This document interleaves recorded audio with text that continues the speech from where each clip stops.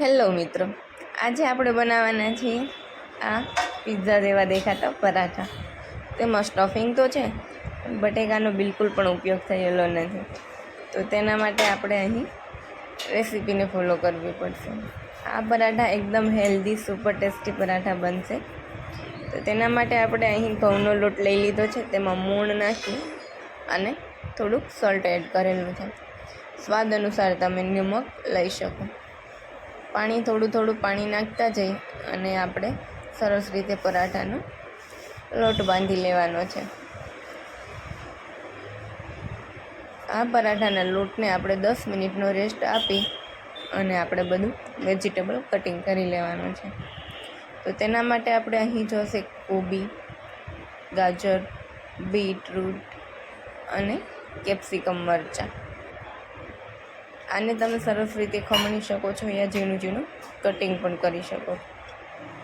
ખમણવાથી સરસ પરાઠાનું સ્ટફિંગ બનશે એકદમ સોફ્ટ. તો હું પ્રિફર કરી કે તમે તેને ચોપર કરી લો. પછી આપણે એક બાઉલમાં આ બધા વેજીટેબલ્સ લઈ લેવાના છે. તમે અહીં ડુંગળીનો, આદુ લસણની પેસ્ટનો પણ ઉપયોગ કરી શકો છો, પણ આવી રીતે પણ ખૂબ જ સરસ પરાઠા બનશે. અહીં આપણે પનીર અને ચીઝનો ઉપયોગ કરેલો છે, જે કમ્પલસરી છે. અહીં આપણે થોડુંક પનીર લઈ લીધું છે અને થોડુંક આપણે ચીઝ લઈ લીધું છે. પછી તેમાં આપણે બધા મસાલા એડ કરીશું. ધાણા જીરું પાવડર, હિંગ, હળદર, રેડ ચીલી પાવડર, ગરમ મસાલા, જીરા પાવડર અને નિમક.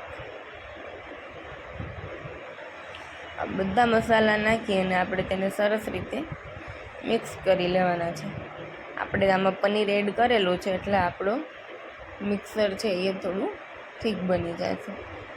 એમાંથી પાણી ના રિલીઝ થાય એના માટે આપણે અહીં એક સિક્રેટ ઇન્ગ્રીડિયન્ટ્સ નાખવાનું છે, જે 1 ટેબલ સ્પૂન ઓઇલ નાખીશું.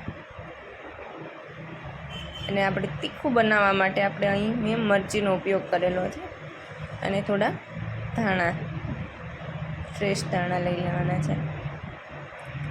સરસ રીતે મિક્સ કરીને તમે જોઈ શકો છો આપણું સ્ટફિંગ બનીને રેડી છે.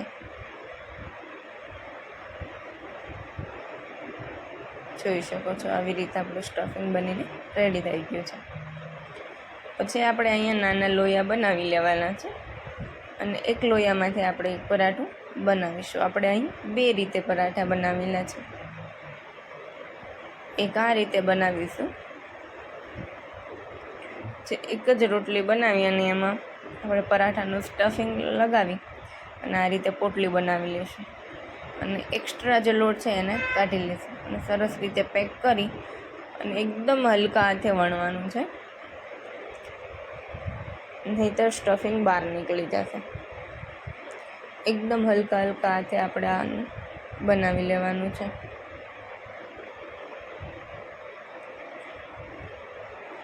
આપણે 2 સાઈડ વણી લેવાનું છે.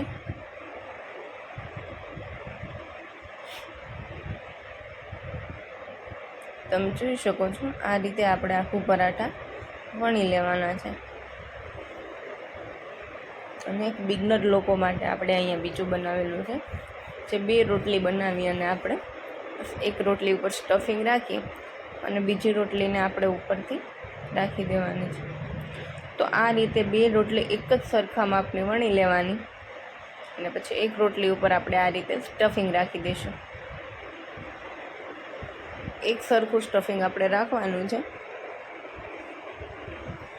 અને પછી બીજી રોટલીને આપણે લોક કરી દઈશું. સરસ રીતે કોર્નર દબાવી અને આપણે તેને લોક કરી દેવાની છે, જેનાથી સ્ટફિંગ આપણું બહાર ના આવે. અને આ પરાઠાને આપણે હલકા હાથે વેલણથી પ્રેસ કરી દેવાનું છે. પછી આપણે એક પેન લેવાની છે, એમાં આપણે પરાઠાને આવી રીતે તળી લેવાના છે.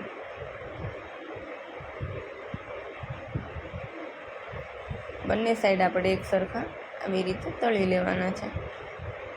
થોડુંક ઓઇલ એડ કરશું એટલે પરાઠાનો સરસ રીતે બંને સાઈડ ચડી જશે. પછી આપણે સૂર્યમુખીનો શેપ આપીશું.